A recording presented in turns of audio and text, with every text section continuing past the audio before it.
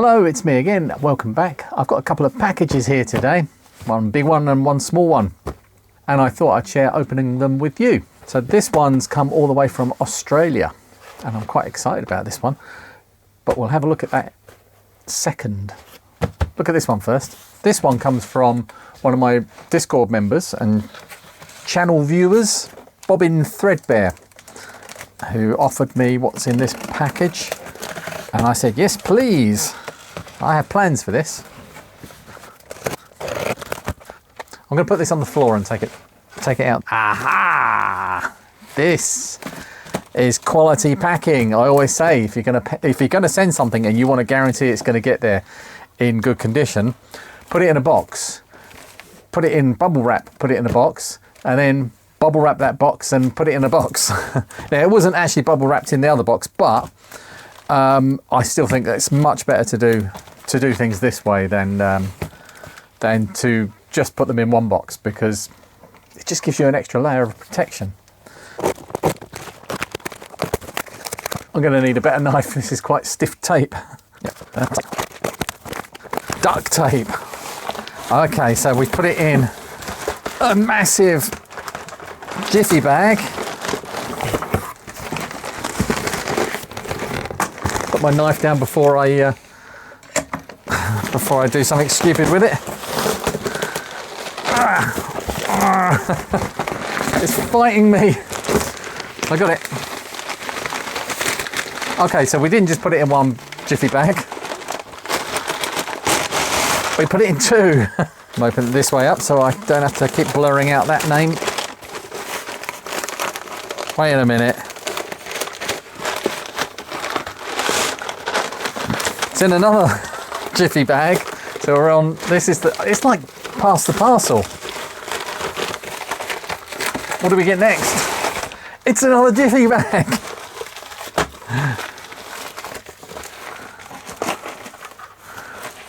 Right, we're there now. Hey. It's a really, really nice quality and good condition bread bin case. And this is the later one with the plastic clips everywhere and no screws, made in China. Excellent. Oh, it has actually got the motherboard screws inside there and in all of the posts as well. So excellent. What I'm going to put in there is I'm gathering a collection of motherboards, and I've got Spectrum ones and Harlequin ones, although I've already made them Harlequin one. There's an Auric 1 motherboard there. Probably this one. Yeah, it could be that one, the 60 clone. I could put a VIC-20 in there. The VIC-20. That would fit in there as well. The Amstrad CPC won't fit in there. Probably that one is going to go in there.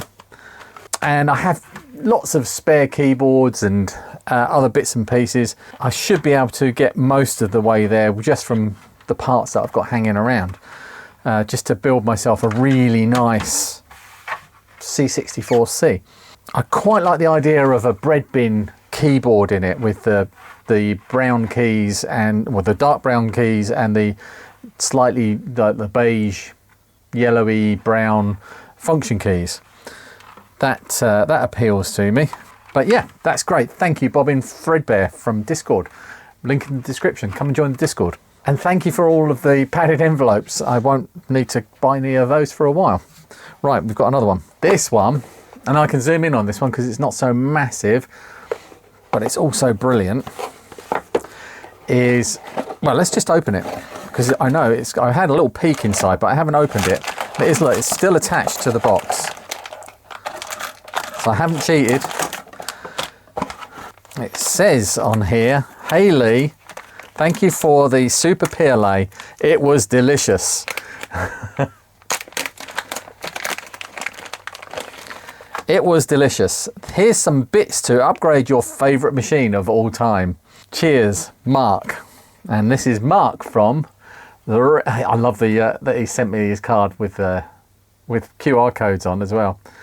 Mark from the Retro channel. He's a great pal, and I saw his recent video where he ripped off my idea for, no, he didn't really. He was fixing a shortboard, a C64, and it's one of the funniest things I've ever seen. And he's literally socketed every single chip on that board, and it really, really made me feel good about how I fix things. So anyway, he, in part, well, I'm not going to spoil it, but he needed a Super PLA, which is like it's a huge chip with very tight pin spacing. They're difficult to remove from boards, and he needed one of those for this C64. I'm not saying whether that was the fault or not, but go and watch the video. It's really good. And I sent him one.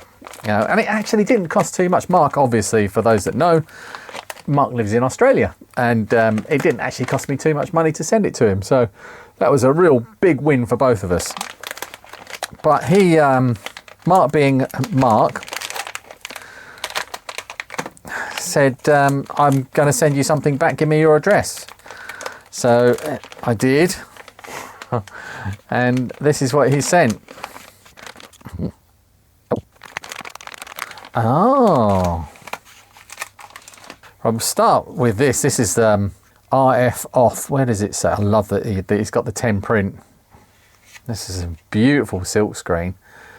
Yeah, RF off 64 longboard version 1.1 from the Retro channel.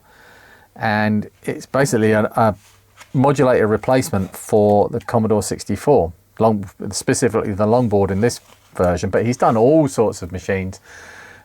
He's recently done C16, I think, and +4 is it, or he might be working. I might be misremembering that, but he's done all sorts of machines, and he's working on all sorts of other ones as well. But he's become a bit of a specialist at creating better video output for these old machines, because composite on an LCD screen these days, I mean, even back then, certain machines still looked horrendous, and you get things like jail bars. And the circuits weren't very well designed. All the different revisions of Commodore 64 had different problems. There's a lot of crosstalk and interference. But now he's come up with these brilliant replacement RF modulators, and it's got, I'm assuming, I have watched the videos, I promise, Mark. I'm assuming that this can be for composite out, and well, this is obviously S-video out, and there's a contrast fine-tuning variable resistor there. External right channel input. Oh, so audio can go through the S-video cable as well, unless that's the audio, just the audio out.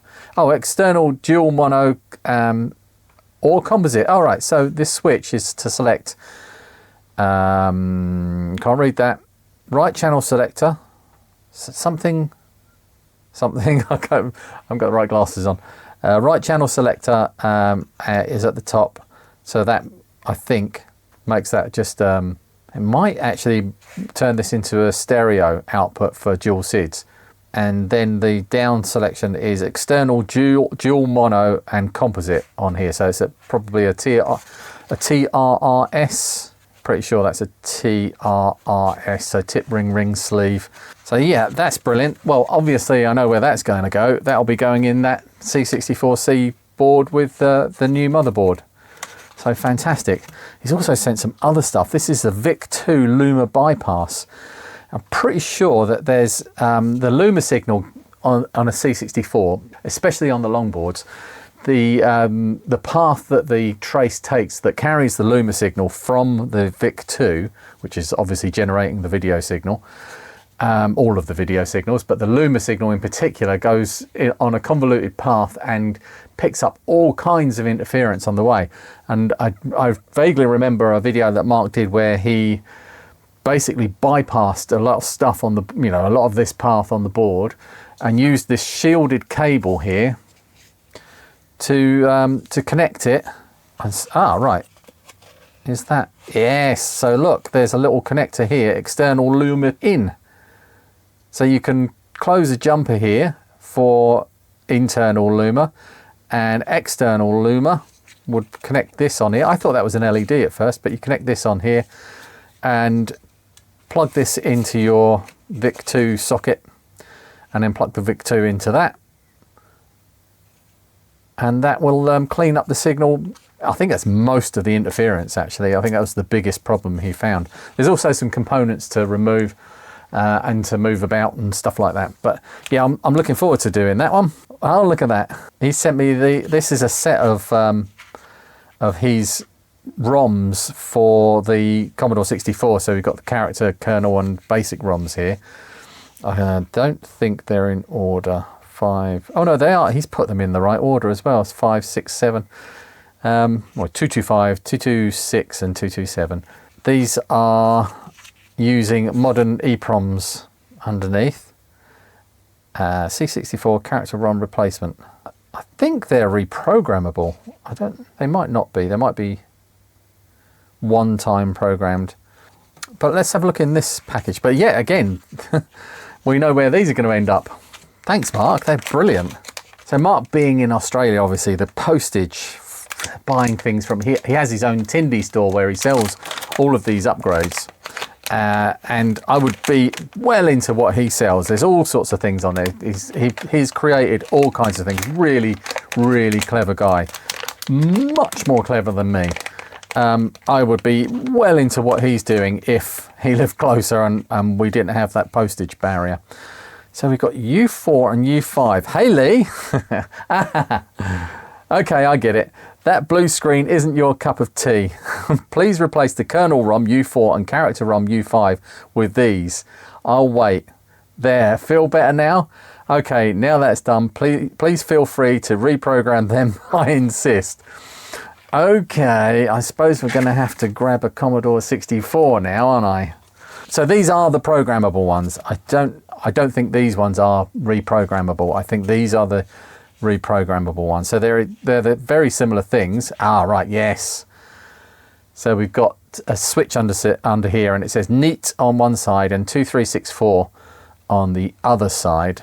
So I think when you plug this into the programmer, and this is the adapter.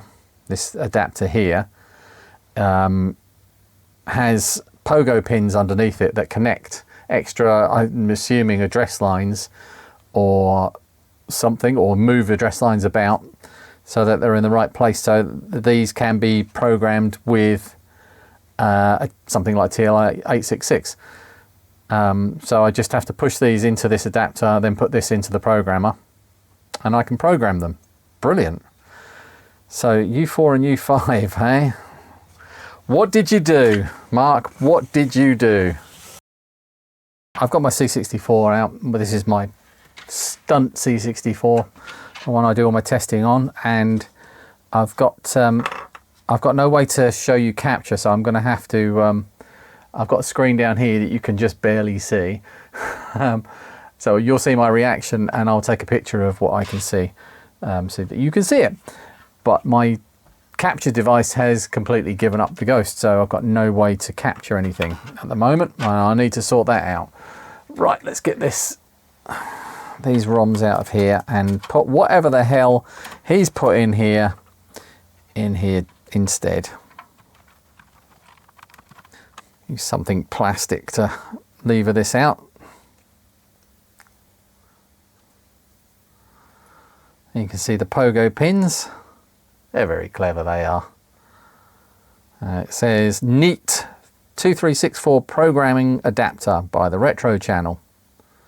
Apparently it says prog under the ROMs. Oh yeah, normal and program. Okay, so that one goes in U4. There we go. Bracing myself.